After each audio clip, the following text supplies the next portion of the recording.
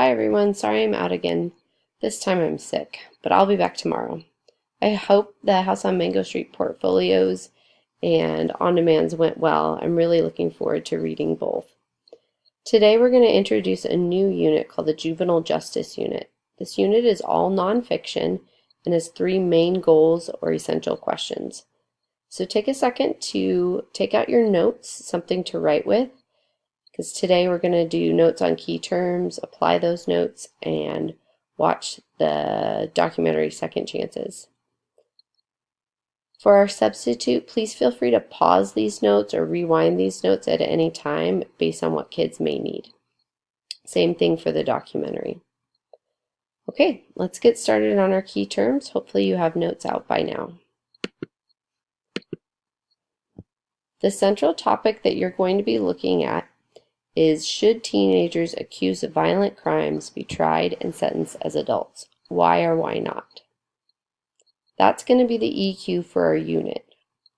The three things I want you to be able to do while looking at this prompt and writing to it and researching it is, number one, be able to assess a valid source, two, identify rhetorical appeals, and three, be able to use those rhetorical appeals to form your own argument to answer this prompt in a research-based and coherent, which means convincing, way. So first you have to understand juvenile justice and some of the key terms in the prompt, like sentenced and juvenile and adult. So let's get into it. Key terms. The first two are homicide and murder. Homicide is the killing of one person or of another, either intentionally or unintentionally. Homicides include accidents and murder. Murder, on the other hand, is a specific kind of homicide where someone is killed with malice, which means bad intent, and forethought. It could be done while committing another crime. So like if you kill someone while you're robbing a store, it's still murder and it is always illegal. So homicide is the general term, and murder is the term that includes purposeful killing. Okay, so first degree murder. You don't have to write every single thing down. So this is an overview, so please again abbreviate. You may choose to maybe not write the examples down. So in most states, including California, first degree murder is defined as an unlawful killing that is both willful and premeditated, meaning that it was committed after planning or lying in wait for the victim. Murder is never an accident. So for example, Dan comes home to find his wife in bed with Victor. He's obviously pretty upset. 3 days later, Dan waits behind a tree near Victor's front door. When Victor comes out of the house, Dan shoots and kills him. That is clearly murder because it's premeditated or planned out. So most states, including California, also adhere to a legal concept known as the felony murder rule, and you want to include that as a key term as well, under which a person commits first-degree murder, which we just defined, if any death, even an accidental one, results from the commission of certain violent felonies. So for example, arson, burglary, kidnapping, rape, and robbery. So again, for example, to clarify felony murder rule, Dan and Connie rob Victor's liquor store. Okay, so robbery is a felony, but as they're fleeing, Victor shoots and kills Dan. Under the felony murder rule, Connie can be charged with the first-degree murder of Dan's death, even though Dan was the criminal and Connie didn't pull the trigger. She was there in the act of a felony, which counts as first-degree murder because of the felony murder rule. Side note, the lesson there, don't commit any felonies. Okay, new key term. Murder in the second degree. So second degree murder is different than first degree murder because it's defined as, number one, an intentional killing that's not premeditated or planned. First degree murder is premeditated or planned, nor committed in a reasonable heat of passion. Or two, a killing caused by dangerous conduct and the offender's obvious lack of concern for human life. So second-degree murder may best be viewed as the middle ground between first-degree murder and voluntary manslaughter, which we're going to get to in a second. So here's a clarifying example. Dan comes home to find his wife in bed with Victor, obviously upset again. At a stoplight the next day, Dan sees Victor riding in the passenger seat of a nearby car. Total chance. Dan pulls out a gun and fires 3 shots into the car, missing Victor but killing the driver of the car. So a couple things there. It was not planned, and it was not in a reasonable heat of passion, because it's not like he just walked in on them. So it's in a weird in-between of in the moment and pre-planned. And 2, he didn't intentionally try to kill the driver. He was intending to kill Victor. But a death is still a death, and he needs to be sentenced for murder.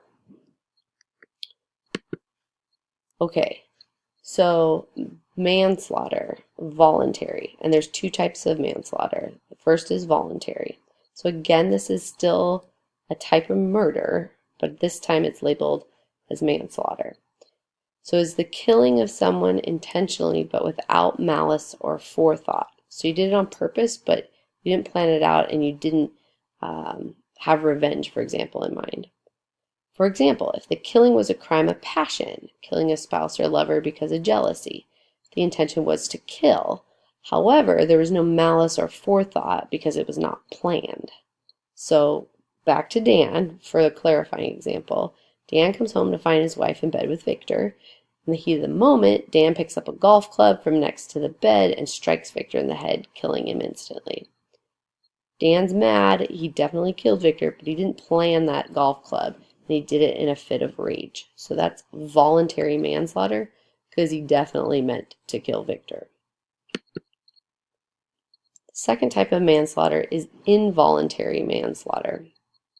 Involuntary manslaughter refers to an unintentional killing that results from a reckless or criminal negligence, or from an unlawful act that is a misdemeanor or low-level felony. So a robbery would, for example, be a high-level felony. A DUI would be a low-level felony. The usual distinction from voluntary manslaughter is that involuntary manslaughter, sometimes called criminally negligent homicide, is a crime in which the victim's death is not intended. So again, back to Dan, let's clarify. Dan comes home to find his wife in bed with Victor. Distraught, Dan heads to a local bar to drown his sorrows. He doesn't grab the golf club this time. After having 5 drinks, which if you don't know is a lot, Dan jumps into his car and drives down the street at twice the posted speed limit, accidentally hitting and killing a pedestrian. So Dan should not have been drinking and driving for sure, but he didn't intend on killing that pedestrian, which makes it involuntary manslaughter. Still a major crime though, because he took someone's life. Okay, let me go back. I cheated a little bit. Okay, so let's pause here, take a moment, swap notes with your partner. Is there anything that you missed that you've got to grab from them? Is there anything that you have that you can maybe give to them? Please pause the video. Now that you've got the terms down, let's apply the notes. So, say a 17-year-old girl who's very troubled has been slowly poisoning her parents each night at dinner. Awful, right? 3 months go by, and she arrives home to find them dead on the floor of the kitchen. Coroner's report indicated their death was caused by a cyanide poisoning. Ugh. Okay, what would this girl be convicted of? Pause and ask your partner. If you said first-degree murder, you're right. It was done with malice, and it was pre-planned and intentional. So first-degree murder applies here. So if she's convicted with first-degree murder, given the circumstances based on what you know, what do you think an appropriate sentencing would be? Keep in mind she's 17, she's very troubled. Who knows what her parents were doing to her or what her mental state was? This is a true case, and in this case, she was convicted of first-degree murder and sentenced to life in prison without parole. So the first-degree murder is the conviction. The sentence to life in prison without parole is the sentencing. Talk to your table partner. Do you think the sentencing was fair based on what she did? Please pause the video. Let's look at another one. So in this case, thinking his girlfriend is cheating, a 16-year-old boy, so think someone roughly your age, goes to her house and finds her in bed with his brother. So first of all, I don't know where the heck these parents are, but let's say this happens. Impulsively, he grabs the nearest lamp and hits his brother on the head. His brother dies from a concussion 2 days later. What is this guy convicted of? Remember, convicted, not sentenced. Pause the video if you need to. I'm about to reveal the answer. Voluntary manslaughter. So it's not murder because, again, no malice, right? But it's voluntary because he picked the lamp up and hit him in the head. So intending to do some serious harm. So in this situation, with this conviction, voluntary manslaughter, talk to your partner real quick. Pause the video if you need to. What do you think a fair sentencing would be? In this real-world case, this 16-year-old boy was sentenced to 6 years in prison. Now remember, the girl who was poisoning her parents got life in prison with no parole for first-degree murder. Okay, let's do one more. Last one. A 13-year-old boy breaks into an auto parts business to steal hubcaps. The 17-year-old security guard, why you would hire a 17-year-old as a security guard, I don't know, but let's say that happened. The 17-year-old security guard picks up his boss's gun and fires 2 warning shots at the thief. Okay, so he didn't even have a gun on him. He found his boss's gun. The second shot hits the 13-year-old burglar and kills him on the spot. Talk to your partner. Let's pause the video. What do you think the 17-year-old should be convicted of? Okay, here comes the answer.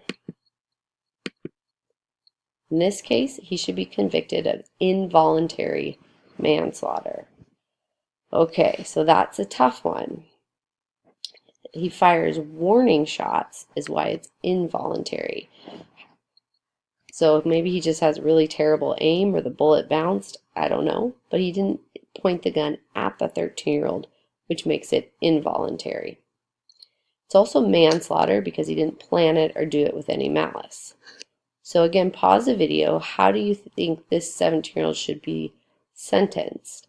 Remember, in the last case, it was voluntary manslaughter, and he got 6 years in prison. This 17-year-old in real life was sentenced to 15 years to life. As we start to research the sentencing and convicting of juveniles, you'll see that although convictions are usually similar, sentencing varies widely by geography, by age, and definitely by race. That needs to play into your decision and your argumentation when you're arguing whether juveniles should be sentenced as adults. Okay, let's return to your notes. So an update on where the Supreme Court lands on sentencing juveniles. As of 2012, which is fairly recently, the Supreme Court in the case Miller versus Alabama and Jackson versus Hobbs ruled that it is unconstitutional to sentence a juvenile to life without parole, like we saw in the 17-year-old poisoning her parents, no matter the crime. Judges must be able to consider the nature of adolescence, which is prone to rashness, proclivity for risk, and inability to assess consequences. And that's the source is the Supreme Court ruling, so that's who's quoted. So to take a look at what sentencing really looks like, and to give you some context, because no one in the room, I think, has been to juvenile hall or felony prison, we're going to take a look at a